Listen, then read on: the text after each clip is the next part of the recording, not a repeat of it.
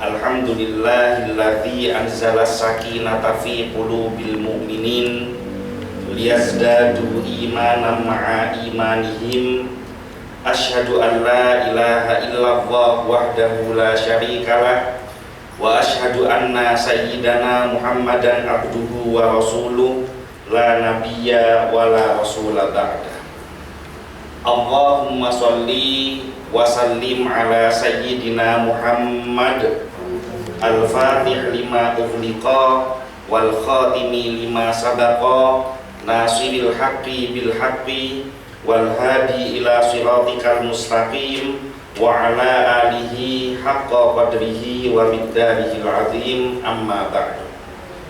Kepada yang saya hormati Ketua DPW PT Provinsi Jawa Timur Bapak Haryanto Satrio, kepada yang saya hormati Ketua DPD PT Malang Raya Dr. Tandia beserta seluruh pengurus DPD PT Malang Raya, hadirin hadirat rahimakumullah. Mudah-mudahan perjumpaan kita pada siang hari ini menjadi wasilah penyebab terkabulnya semua hajat dan keinginan kita, terhapusnya semua dosa-dosa kita, dan kita termasuk di dalam golongan umat yang mendapatkan syafaat dari Nabi Muhammad SAW. Pada kesempatan yang mulia ini, sesuai permintaan dari Dr. Tandia, bahwa saat ini kita masih di dalam nuansa bulan Rabiul Awal, yang mana di bulan Rabiul Awal ini umat Islam sedang bergembira memperingati kelahiran manusia yang paling mulia, yaitu Nabi Muhammad SAW. Maka untuk mengikat waktu, saya membahas dua hal yang berkaitan dengan Maulidur Rasul. Yang pertama yaitu dalil mengenai penyelenggaraan Maulidur Rasul. Kemudian yang kedua, hikmah dari peristiwa Maulid Nabi Muhammad SAW. Yang pertama soal masalah dalil Maulidur Rasul. Kenapa kok ini wajib dibahas? Karena belakangan ini ada beberapa kelompok yang senang mengkritisi kegiatan-kegiatan yang diselenggarakan oleh faham akidah Ahlus Sunnah wal Jamaah, khususnya yang tergabung di dalam organisasi keagamaan Nahdlatul Ulama, di mana ada yang mengatakan bahwa sholawatan itu bid'ah, maulidan itu bid'ah, tahlilan itu bid'ah. Nah, perlu disampaikan di sini bahwa baik maulidan, tahlilan maupun sholawatan itu adalah ijtihadnya ulama zaman dahulu ketika memasukkan Islam ke tanah Nusantara, yang mana Islam ini hadir bukan untuk meniadakan budaya, tetapi Islam itu hadir untuk memasukkan nilai-nilai keislaman di tengah budaya yang berkembang di masyarakat.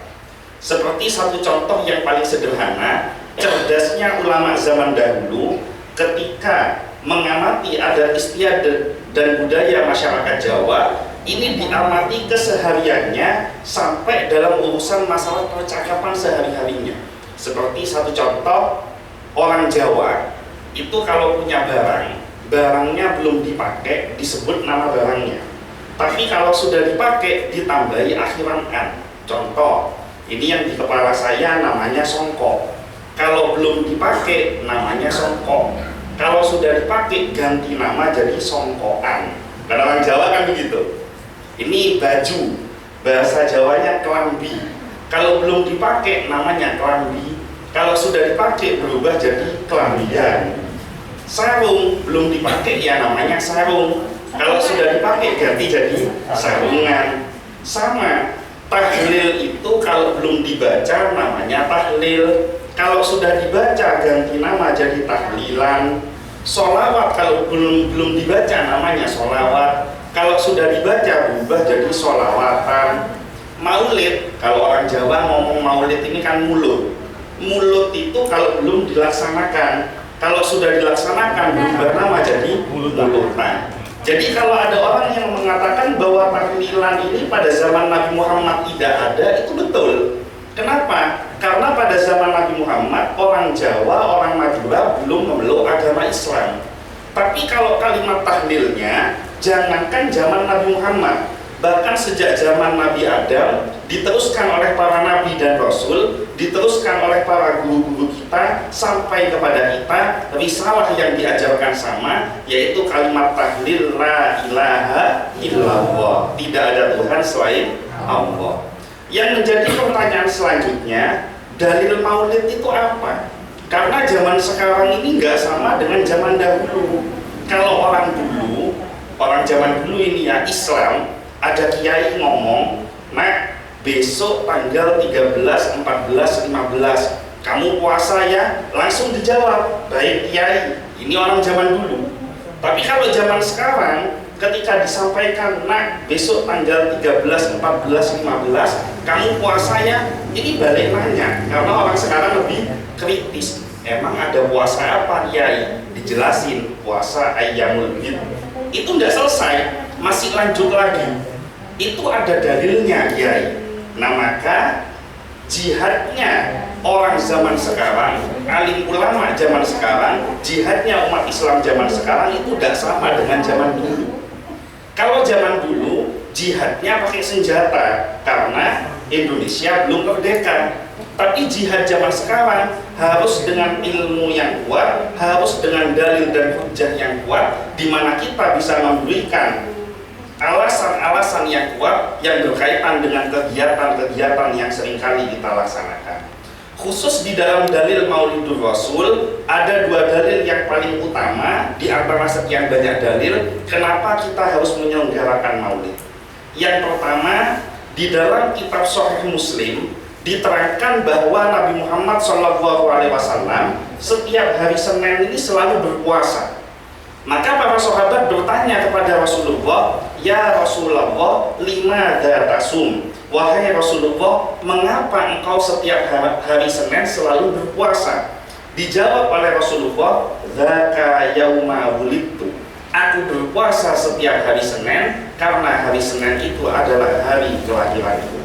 Maka dari hadis ini ada dua pembelajaran yang bisa kita ambil. Yang pertama, kalau Rasulullah berpuasa pada hari Senin dalam rangka bersyukur atas hari kelahirannya sendiri, maka artinya Rasulullah menyelenggarakan maulidnya sendiri. Rasulullah bersyukur atas hari kelahirannya sendiri. Kemudian pelajaran yang kedua, ini dulu, kalau sekarang sudah jarang. Guru-guru kita, orang-orang tua kita yang kuno itu suka ngajarin, nah kamu kalau masuk ke hari kelahirannya sendiri puasa ya. Ini ada kan zaman dulu, sekarang saya nggak tahu masih ada apa enggak. Ini juga ada dalilnya. Dalilnya apa? Rasulullah berpuasa atas hari kelahirannya sendiri, maka kalau kita bersyukur kepada Allah atas hari lahirnya kita dengan cara berpuasa, ini tidak menyimpang dari ajaran Nabi Muhammad SAW. Dalil yang pertama. Dalil yang kedua, di dalam sebuah kitab diterangkan ada satu tokoh namanya Abu Lahab. Pernah dengar atau enggak? Abu Lahab ini salah satu sosok yang istimewa karena Abu Lahab ini dijamin masuk neraka sementara orangnya masih hidup. Bunyi ayatnya tabbat syada abi lahabim wa tab.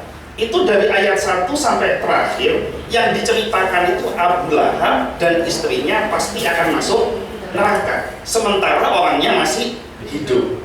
Nah, di dalam kitab diterangkan bahwa Abu Lahab ini ketika sudah mati, setiap hari dia mengalami siksaan yang sangat luar biasa, siksaan yang dahsyat dari malaikat. Tetapi khusus hari Senin, siksanya itu diringankan oleh Allah. Maka ditanyakan apa yang menjadi penyebab Abu Lahab ini siksanya diringankan oleh Rasulullah. Ternyata Abu Lahab ini ketika Siti Aminah, ibundanya Rasulullah, akan melahirkan, Abu Lahab ini punya seorang budak namanya Suwaibah. Nah, Suwaibah ini perempuan diperintahkan untuk mendampingi Siti Aminah di dalam proses persalinannya, sehingga ditemani mulai dari menjelang kelahiran sampai Siti Aminah melahirkan, itu ditemani. Begitu bayinya lahir, dilihat oleh Suwaibah, ternyata bayinya ini laki-laki. Jadi Suwaibah ini saking gembiranya, dia bersegera lari kepada Abu Lahab. Dia laporan, wahai tuanku, istri dari saudara laki-lakimu, karena Sayyid Abdullah ini saudaranya Abu Lahab, ayahnya Rasulullah. Istri dari saudara laki-lakimu telah melahirkan bayi laki-laki. Begitu Abu Lahab dengar kalau keponakannya ini laki-laki, dia itu gembiranya luar biasa. Kenapa kok gembira? Karena budaya orang Quraisy zaman dahulu, zaman jahiliyah, itu kalau istrinya melahirkan anak laki-laki, sebuah kebanggaan. Tapi kalau istrinya melahirkan anak perempuan, ini dianggap aib, dianggap sesuatu yang memalukan. Sehingga orang zaman dahulu, orang jahiliyah Quraisy itu, kalau istrinya melahirkan bayi perempuan, dia langsung gali kuburan, itu bayi dikubur hidup-hidup, yang perempuan. Nah, begitu dengar bayinya laki-laki, gembira Abu Lahab. Saking gembiranya Abu Lahab, Suwaibah yang statusnya budak dimerdekakan oleh Abu Lahab. Nah, karena modal gembiranya Abu Lahab atas lahirnya Nabi Muhammad, hari Senin siksanya diringankan oleh Allah. Nah, yang perlu diketahui, Abu Lahab ini gembira bukan karena bayi ini besok bakal jadi nabi. Tapi Abu Lahab gembira, modal seneng, itu hanya karena bayinya laki-laki. Nah, cuma secara kebetulan bayi yang laki-laki ini adalah bayinya Nabi Muhammad SAW. Maka kita bisa bayangkan, kalau Abu Lahab yang kafir kepada Allah, ingkar kepada Rasulullah, gembira menyambut kelahiran Nabi Muhammad bukan karena besok akan jadi nabi, tapi hanya karena bayinya laki-laki, diringankan siksanya oleh Allah. Apalagi kita semua yang hadir pada siang hari ini, kita iman kepada Allah, kita cinta kepada Rasulullah, kemudian kita bergembira menyambut kelahiran Rasulullah, maka sudah dipastikan kita semua akan menjadi umat yang beruntung karena mendapatkan syafaat dari Nabi Muhammad SAW. Umpama kalau dikonversi ini ya, kan budak zaman sekarang sudah tidak ada, yang ada itu kan unta. Kalau dikonversi, unta zaman sekarang itu paling murah, kurang lebih harganya sekitar 50 juta. Jadi artinya apa? Kalau dikonversi harga budak dengan harga unta, artinya Abu Lahab bermaulid, bersyukur atas kelahiran Rasulullah, bersedekah senilai 50 juta rupiah. Kira-kira ada enggak anggota DPD PT Malang Raya bersyukur atas kelahiran Nabi Muhammad sedekah 50 juta rupiah? Insya Allah belum ada. Berarti Bapak dan Ibu sama dengan saya, makomnya belum nyampe ke Abu Lahab. Maka mudah-mudahan Allah semua melancarkan rezeki kita, kita semua diberikan rezeki yang banyak dan barokah, sehingga kita senantiasa setiap bulan Maulidur Rasul kita menunjukkan kegembiraan untuk menyambut kelahiran Nabi Muhammad SAW. Ini yang pertama. Yang kedua berkaitan dengan hikmah Maulidur Rasul. Hikmah yang paling utama di dalam peristiwa peringatan Maulidur Rasul adalah kita sebagai umat Islam, umatnya Nabi Muhammad, wajib untuk berusaha mencontoh setiap akhlak dan sunnah yang ditunjukkan oleh Rasulullah. Karena Rasulullah ini adalah model yang paling utama, idola yang paling utama, teladan yang paling utama bagi kita sebagai umatnya. Seseorang manusia dikatakan akan mulia kalau dia mencontoh akhlak dari Rasulullah secara keseluruhan sesuai dengan kemampuannya masing-masing. Orang kaya, dia akan jadi orang kaya yang paling mulia kalau dia mau mencontoh akhlaknya Rasulullah. Orang miskin, dia akan jadi orang miskin yang mulia kalau dia mau mengambil teladan dari Rasulullah. Seorang pejabat, dia akan menjadi pejabat yang mulia ketika mengambil sunnah dari Nabi Muhammad SAW. Bahkan orang yang berilmu, orang yang alim dengan segala bidang keilmuannya, dia akan menjadi seorang alim yang mulia ketika dia mau mengambil teladan dari Nabi Muhammad SAW. Nah, teladan Rasulullah ini sangat banyak. Dengan kesempatan yang singkat ini, maka saya mengambil satu ayat saja untuk menjadi contoh bagi kita yang mudah-mudahan barokah dari kajian siang hari ini. Pulang dari kajian ini, minimal kita ada usaha untuk meneladani dari yang dicontohkan di dalam ayat ini. Ayatnya ada di surat At-Taubah ayat 128. Insya Allah semua sudah sering dengar. Bunyi ayatnya, laqad ja'akum rasulun min anfusikum azizun alaihi ma anittum harisun alaikum bil mu'minina raufur rahim. Kalau disimpulkan dari ayat ini, akhlaknya Rasulullah itu yang pertama adalah azizun alaihi ma anittum. Rasulullah itu punya rasa empati yang begitu luar biasa, sehingga apapun yang menjadi penderitaan umatnya akan terlebih dahulu dirasakan oleh Rasulullah. Kita belum cinta kepada Nabi Muhammad, Nabi Muhammad sudah cinta duluan kepada kita. Buktinya apa? Ketika Nabi Muhammad akan wafat, nyawanya sudah sampai di kerongkongan, beliau tidak menyebutkan nama keluarganya, tidak menyebutkan nama istri dan sahabatnya, tidak menyebutkan nama anak-anaknya, tidak menyebutkan nama sahabat dan kerabatnya, tapi yang disebutkan adalah ummati, ummati, ummati, umatku, umatku, umatku. Rasulullah di dalam detik-detik menjelang kewafatannya tetap memikirkan, khawatir dengan nasib umatnya. Bahkan nanti fi yaumil mahsyar, di padang mahsyar, ketika semua orang dibangkitkan dari kematiannya, bersiap-siap menghadapi hari pengadilan Allah, matahari sudah sejengkal di atas kepalanya, api neraka sudah mulai dikobarkan begitu dahsyatnya, yang namanya hisab tidak kunjung selesai, karena manusia dari zaman Nabi Adam sampai kiamat nanti satu persatu dihisab. Manusia ini semuanya kebingungan, semuanya mencari para nabi dan rasul, memohon pertolongan. Jadi nyari orang dalam itu tidak cuma di dunia, di akhirat nanti orang juga berusaha nyari orang dalam. Orang dalamnya Allah siapa? Nabi dan rasul. Dari Nabi Adam sampai Nabi Isa alaihissalam, ini semuanya menolak memberikan syafaat atau pertolongan kepada umat manusia karena mereka mengkhawatirkan nasibnya masing-masing. Tapi khusus Nabi Muhammad SAW, di dalam sebuah riwayat diterangkan bahwa setiap nabi dan rasul itu akan diberikan satu doa yang pasti akan dikabulkan oleh Allah. Semua nabi tergesa-gesa memohon kepada Allah. Khusus Nabi Muhammad, doanya disimpan nanti di yaumil mahsyar. Ketika masuk di yaumil mahsyar, Nabi Muhammad bersujud kepada Allah. Beliau mengatakan, Allahumma ummati, ummati, ummati. Ya Allah, umatku, umatku, umatku. Bersujud sekian lama, meneteskan air mata dengan penuh kekhawatiran. Maka ketika Allah menyaksikan kekasihnya menangis, beliau memerintahkan malaikat Jibril, "Hai Jibril, datangi itu Muhammad, tanyakan apa maunya, kenapa kok bersujud sampai menangis?"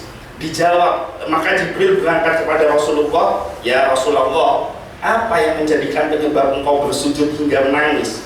Dijawab oleh Rasulullah, "Allah lebih tahu apa yang aku inginkan." Maka ketika disampaikan kepada Allah, Allah berfirman, "Qul, katakan hai Jibril kepada Muhammad, sanurdika fi ummatika, aku ridho atas segala keinginanmu untuk umatmu, wala nasuuka, dan aku sekali-kali tidak akan menyakitimu yang berkaitan dengan urusan perihal umatmu." Maka kebahagiaan yang paling besar adalah ketika kita cinta kepada Nabi Muhammad SAW. Maka sebesar apapun dosa di masa lalu yang pernah kita lakukan, dengan barokah cinta kepada Rasulullah dan taubatan nasuha, taubat yang sungguh-sungguh tidak mau mengulangi kesalahan di masa lalu, pasti kita akan mendapatkan syafaat dari Nabi Muhammad SAW. Yang kedua, alaikum harisun alaikum bil mu'minin. Rasulullah itu selalu punya usaha bagaimana caranya orang itu iman dulu. Jadi dalam metode dakwah itu tidak boleh terlalu kenceng. Dalam metode dakwah itu tidak boleh terlalu saklek. Jangan sedikit-sedikit orang itu dibilang kafir. Jangan sedikit-sedikit orang itu dibilang bid'ah. Bayangin para wali songo, para ulama-ulama kita zaman dulu datang ke tanah Jawa, berdakwah, berjuang bagaimana caranya supaya yang kafir jadi Islam. Loh, zaman sekarang ini kok ada sekelompok orang sudah Islam malah dikafir-kafirkan. Nah ini saya kasih satu contoh, biar contohnya yang paling utama adalah Rasulullah, tapi saya kasih contoh yang deket-deket saja karena kebetulan wakil ketua 2 asalnya dari Asem Bagus, kemudian bapak saya juga diislamkan dari kiai yang asalnya dari Kiai Asem Bagus, yaitu Kiai As'ad Syamsul Arifin yang mendapatkan gelar pahlawan nasional dari Presiden Republik Indonesia. Ini mungkin jadi contoh buat kita semuanya di dalam mengembangkan organisasi PT ini. Ketika ayah saya masuk Islam, papa ini masuk Islam usia 31 tahun. Yang mengislamkan Kiai As'ad. Dipelajari yang namanya rukun Islam, menghadap kepada Kiai As'ad, Kiai, saya itu kalau melihat rukun Islam, insya Allah semua bisa saya kerjakan kecuali satu. Syahadat sudah saya baca, selesai. Puasa tinggal nggak makan, beres. Zakat tinggal ngeluarin dari sebagian dari penghasilan, selesai. Haji ngumpulin duit tinggal berangkat nanti. Tapi yang satu ini saya repot ya. Apa itu? Sholat. Lo repotnya di mana? Saya itu menghafal bacaan sholat itu susahnya setengah mati. Orang disodorin tulisan Arab, tulisannya kayak cacing semua. Dari lahir sampai usia 31 tahun gak pernah sekalipun belajar tulisan Arab. Tiba-tiba suruh ngapalin bacaan sholat. Jadi kiai, kan anda ini kan dekat sama Allah, tolong mohonkan keringanan, dispensasi ke Allah khusus buat saya, gak usah sholat. Karena saya gak bisa menghafal bacaan sholat. Jadi papa saya juga berusaha nego orang dalam ini, orang yang dekat dengan Allah. Kalau model kiai anyaran atau ustadz anyaran, ada mu'alaf datang ngomong begitu, saya yakin pasti bilang nggak bisa, harus sholat, kalau nggak sholat kamu masuk neraka.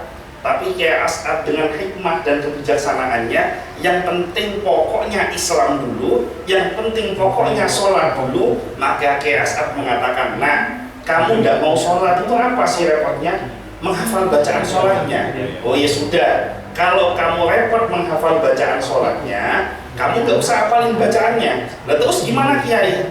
Hafalin aja gerakan sholatnya. Bisa atau enggak? Oh kalau cuma ngapalin gerakan gampang Kiai, kan gak ada bedanya dengan senam itu. Kan berdiri, rukuk, berdiri, sujud, duduk, sujud, berdiri, anggap aja senam. Nah nanti setiap gerakan kamu tak kasih bacaan cuma 2. Jadi Allahu Akbar sama Bismillahirrahmanirrahim. Allahu Akbar, Bismillahirrahmanirrahim. Nanti rukuk, Allahu Akbar, Bismillahirrahmanirrahim. Iya tidak, biasanya Sami Allahu liman hamidah, nggak diajarin Sami Allah, tetap diajarin Allahu Akbar. Kenapa? Khawatir takut terhubung, nggak mau sholat lagi nanti. Jadi tidak mancep. Allahu Akbar, Bismillahirrahmanirrahim. Ini kamu hafalkan gerakannya. Nanti kalau kamu sudah hafal, laporan ke saya. Oh cuma gini Kiai, ini sudah benar sholatnya. Benar. Sah atau tidak Kiai? Sah. Kalau umpama sholatmu nggak diterima, saya yang tanggung jawab di hadapan Allah. Kalau sholatmu dosa, saya yang tanggung dosanya. Ini katanya Kiai As'ad. Pulang, papa saya dipraktekkan, ya namanya cuma ngapalin gerakan, 1 hari kan selesai hafal kan. Dapat 3 hari, pergi lagi ke pesantren, matur ke Kiai, saya sudah hafal gerakan sholat dan sudah tak praktekkan, saya sudah sholat 5 waktu dengan bangganya gitu. Yang model itu, model Allahu Akbar, Bismillah, Allahu Akbar, Bismillah, dengan bangganya gitu.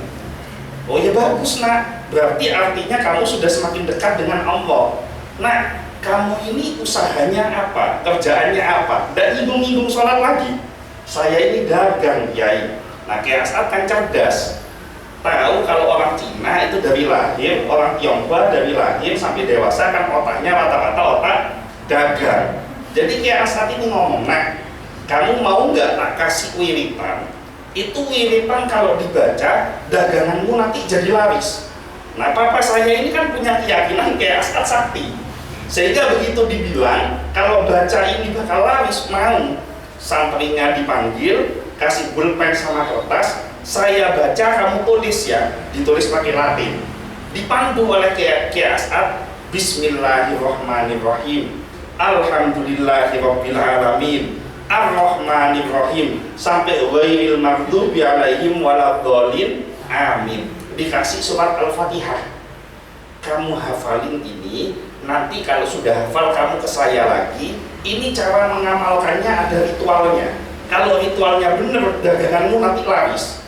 Semangat pulang karena kepingin dagangannya laris, dan mikir sholat lagi, mikir dagangan laris. Dihafalkan karena kepingin dagangan laris, walaupun Al-Fatihah 7 ayat repot, kepingin dagangannya laris, 3 hari hafal. Ini orang kalau masuk Islam udah gampang loh, 3 hari ngapalin Al-Fatihah. Berangkat ke Kiai As'ad, Kiai, alhamdulillah saya sudah hafal. Ini ritualnya bagaimana? Ritualnya nak, kamu kan waktu sholat kan Allahu Akbar, Bismillahirrahmanirrahim. Ini jangan langsung ruku, kamu teruskan dulu Bismillahirrahmanirrahim, Alhamdulillahirabbil alamin sampai waladhdallin, amin. Bisa nak? Bisa. Nanti kalau kamu sudah ngamalkan selama seminggu, kamu datang ke sini. Diamalkan selama seminggu, atas izin Allah dagangannya laris beneran. Sehingga akhirnya tiap dikasih wiritan tambahan, almarhum papa saya itu selalu percaya dan menghafal. Singkat cerita, papa saya akhirnya bisa sholat dengan sempurna, mulai dari rakaat pertama sampai salam, dari takbiratul ihram sampai salam, semua bisa dikerjakan dengan gerakan sempurna, lengkap beserta bacaan-bacaan sholatnya. Maka contoh seperti inilah yang menggambarkan akhlak Rasulullah. Harisun alaikum bil mu'minin. Tidak usah saklek-saklek dulu, yang penting Islam dulu. Kalau sudah Islam, tidak usah saklek-saklek dulu, yang penting sholat dulu. Sambil berproses nanti lama-lama akhirnya bisa sendiri. Dan insya Allah kalau sudah tahu nikmatnya sholat, nggak usah disuruh, pasti akan merasa sayang dan eman meninggalkan sholat. Terakhir, Raufur Rahim, punya sifat penyantun dan penyayang. Rasulullah itu mencintai umatnya, tidak hanya mencintai yang taat, tapi mencintai para pendosa. Bahkan Rasulullah itu mengatakan, syafaati li ahlil kabair, syafaatku akan diberikan kepada orang-orang yang pernah melakukan dosa besar di dalam hidupnya. Ini penting dikampanyekan oleh para umat Islam, karena zaman sekarang ini umat Islam ini banyak yang kampanyenya keliru. Ustadz sama kiai itu udah masuk, belum tentu dia bisa masuk surga. Nah ini bahaya kampanye begini. Kenapa? Karena kebanyakan orang malah nggak mau masuk Islam, karena agama yang lain ada yang mengatakan walaupun dia hidupnya misalkan maling, walaupun dia hidupnya misalkan pendosa, walaupun dia perampok, begitu dia mati terus disebutkan oleh tokoh agamanya dia telah bahagia bersama Bapa di surga. Sementara di sini kiai belum tentu masuk surga. Ya takut orang mau masuk Islam.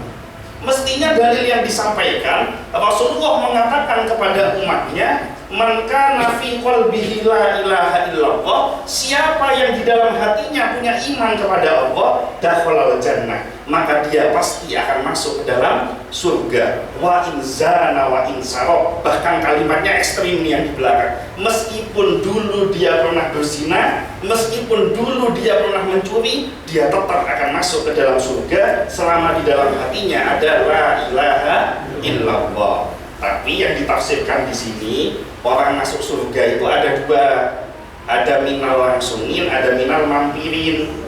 Tahu nggak bedanya apa? Kalau minal langsungin, mati langsung masuk surga. Kalau minal mampirin, mampir dulu ke neraka, dosanya dibersihkan dulu, setelah bersih baru masuk ke dalam surga. Jadi semuanya umatnya Nabi Muhammad itu pasti masuk ke dalam surga. Cuma Islam kan agama yang fair, dosanya harus tanggung jawab dulu. Kecuali kalau sebelum mati taubatan nasuha, melakukan amalan-amalan yang baik, istiqomah untuk mendekatkan diri kepada Allah, maka insya Allah dosanya akan diampuni oleh Allah dan matinya akan masuk ke dalam surganya Allah tanpa melalui proses mampir-mampir. Mungkin itu saja yang bisa saya sampaikan. Saya mohon maaf yang sebesar-besarnya apabila ada kata yang kurang berkenan di hati Bapak dan Ibu sekalian. Sebelum ditutup, saya ingin meminta pembacaan surat Al-Fatihah 2 kali. Al-Fatihah yang pertama kita khususkan untuk organisasi yang kita cintai, yaitu Persatuan Islam Tionghoa Indonesia, mudah-mudahan menjadi organisasi yang diridhoi oleh Allah. Semua perjuangan dakwahnya dimudahkan oleh Allah. Semua pengikutnya diberikan rezeki yang banyak dan barokah, dilunaskan segala hutang-hutangnya, dijauhkan dari rezeki yang haram, dijauhkan dari riba. Semua yang diuji dengan sakit, mudah-mudahan sakitnya disembuhkan, diberikan keluarga yang dirahmati oleh Allah, keturunan yang solih dan solihah, dan mendapatkan syafaat dari Nabi Muhammad SAW.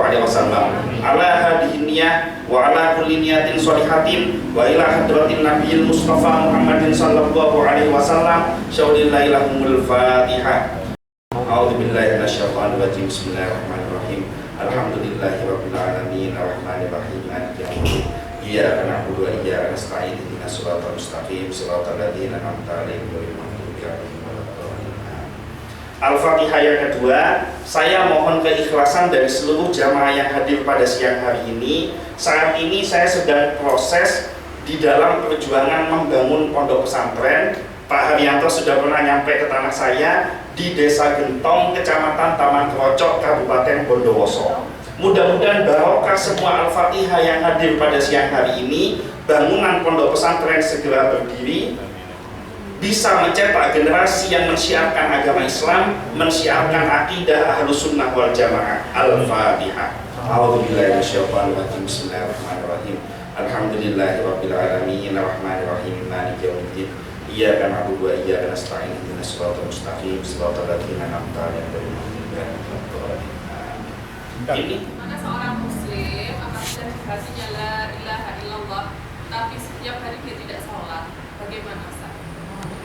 Terima kasih. Ya, tadi sebenarnya sudah dijelaskan bahwa Islam itu adalah agama yang adil, bahwa setiap kebaikan dan keburukan itu pasti akan ada balasan dari Allah. In ahsantum ahsantum li anfusikum wa in asatum falaha. Siapa yang berbuat baik maka kebaikan itu akan kembali pada dirinya. Siapa yang berbuat buruk maka keburukan itu juga akan kembali kepada dirinya. Maka ketika di dalam hatinya adalah ilaha illallah, sementara di sisi lain dia tidak pernah sholat, ini kan dua urusan yang berbeda. Maka la ilaha illallahnya sesuai janji Rasulullah, man kana fi qalbihi la ilaha illallah dakhalal jannah. Siapa yang di dalam hatinya adalah ilaha illallah, maka dia akan masuk ke dalam surga.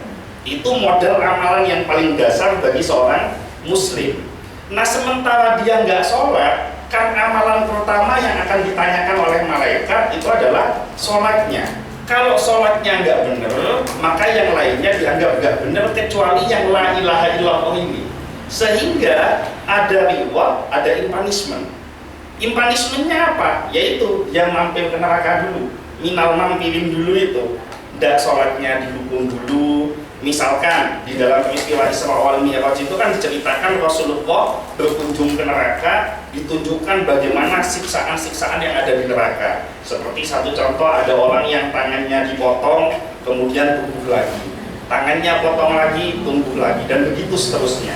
Maka ditanyakan kepada Jibril, "Hai Jibril, ini gambaran apa?" "Ini gambaran umat Muhammad ketika hidupnya dia suka mencuri, dia suka mengambil barang yang bukan haknya." Maka selama dosa mencurinya belum habis, ini akan terus dipotong oleh malaikat di neraka sampai habis dosanya.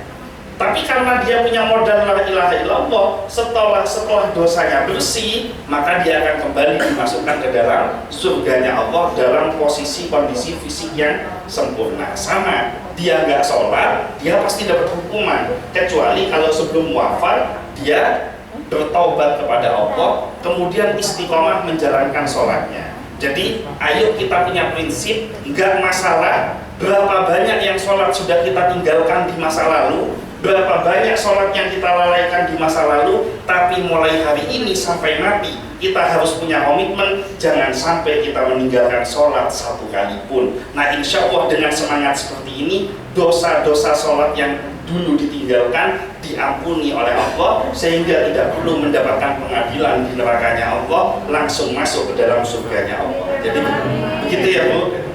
Ada lagi yang lain? Bapak-bapak, ibu, silakan. Mumpung ada ustadznya ini. Ayo. Syafaat Nabi Muhammad apakah hanya kita setiap hari itu ada syafaat tapi kita tidak tahu.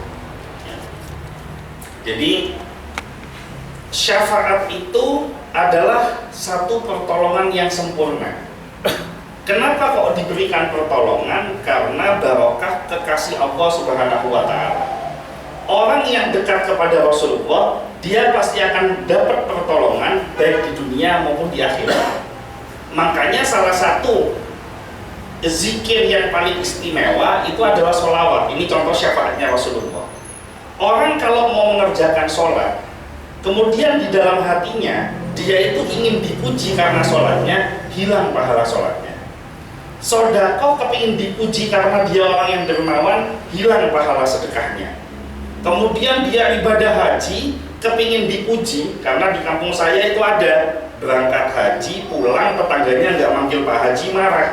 Saya ini keluar uang banyak-banyak, kok kamu nggak manggil saya haji gitu loh. Itu hilang pahala hajinya. Tapi khusus sholawat, siapapun yang sholawat kepada Nabi Muhammad, ikhlas atau nggak ikhlas, sukarela atau terpaksa, dengan senang hati atau keberatan, setiap sholawat yang dibaca pasti akan mendapatkan balasan dari Allah atas pahala sholawatnya. Ini adalah salah satu bentuk dari syafaat Rasulullah. Kemudian yang kedua, orang yang baca sholawat pasti akan dicintai dengan Allah. Kenapa? Karena ketika Allah perintahkan manusia untuk sholat, Allah nggak ikut sholat. Allah perintahkan manusia untuk zakat, Allah nggak ikut zakat.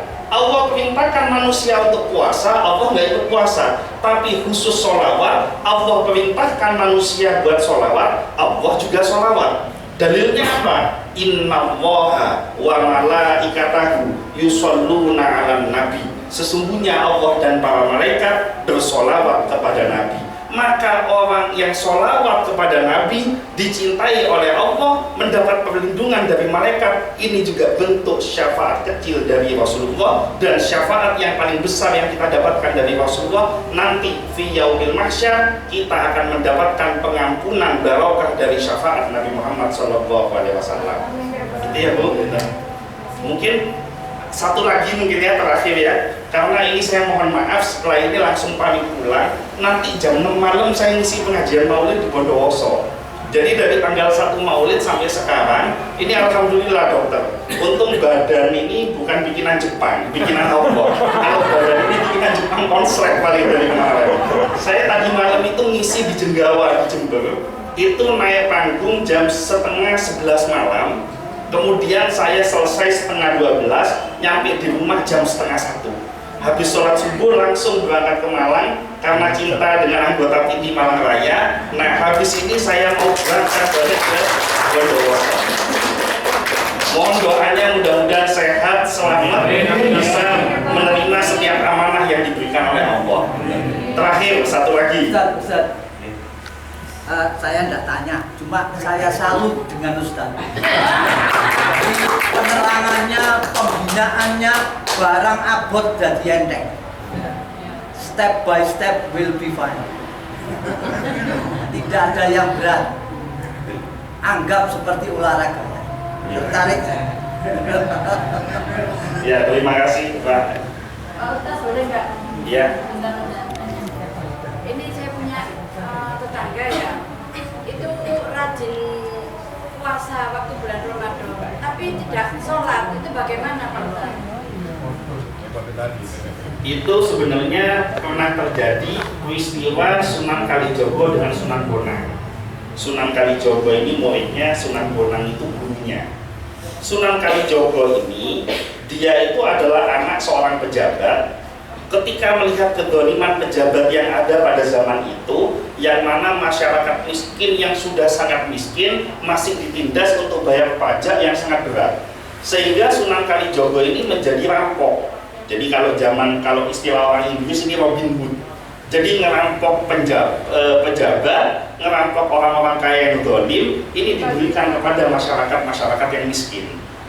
Nah suatu saat karena sudah kebiasaan merampok, jadi hati-hati, kita jangan senang bikin dosa ya. Karena dosa yang ringan kalau dilakukan secara terus-menerus, nanti lama-lama kita akan cinta dengan perbuatan dosa itu. Semakin cinta dengan perbuatan dosa tersebut, semakin kita jauh dari hidayah. Nah, Sunan Kalijogo ini mulai dia cinta dengan kegiatan perampoknya. Sampai suatu saat datanglah Sunan Bonang, yang mana Sunan Bonang ini bawa tongkat dengan bawa perbekalan yang ditempati kain, diikat kain.